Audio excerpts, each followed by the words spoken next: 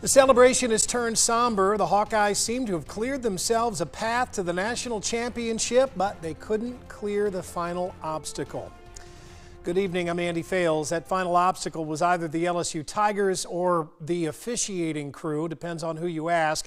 Keith Murphy is standing by live at American Airlines Arena down in Dallas, but meanwhile Mark Freund caught up with fans at a watch party here in the Metro. But first, we're going to head over to Carver Hawkeye Arena in Iowa City to find Taj Simmons. And Taj, not the ending that the fans there were hoping for. Yeah, this is the opposite of how this is supposed to be. These fans were supposed to be full of jubilation, people dancing in the aisles, but instead the lights are out, the party's over, and the Hawkeyes across the state are filled with tears.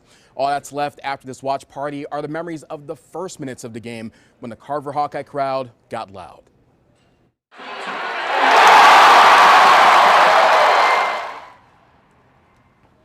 This is the home court advantage away from home that the Hawkeyes thought would translate through the screen, but judging by how the game ended, that did not happen. A lot of people who came today, and by my estimate, there were about 6,000 people in the seats. A lot of people who came said they wanted to come Friday to watch Iowa take on South Carolina during that huge upset. Of course, that watch party was canceled as severe weather moved through Johnson County. Now, there is a lot of enthusiasm here early in the game. Still claps and cheers going into the end, including the standing ovation for Monica Czinano's last minutes. And really that sums up what this crowd feels like. Even though it didn't have the ending they hoped for, it was still a season to be proud of. I was Herky the Hawk here for 2.5 years, actually Lisa Bluder's first couple seasons. So I went with them to the women's tournament in Salt Lake City, the first time that Lisa went to the tournament.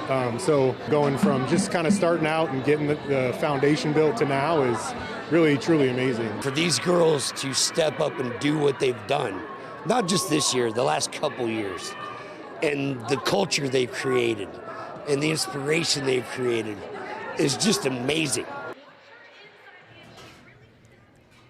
It's also amazing to look at this row of banners. One of the first things you see when you walk into Carver Hawkeye. One of the things that the fans who walked in here hoped would give the Hawkeyes a little bit of luck, a little bit of optimism.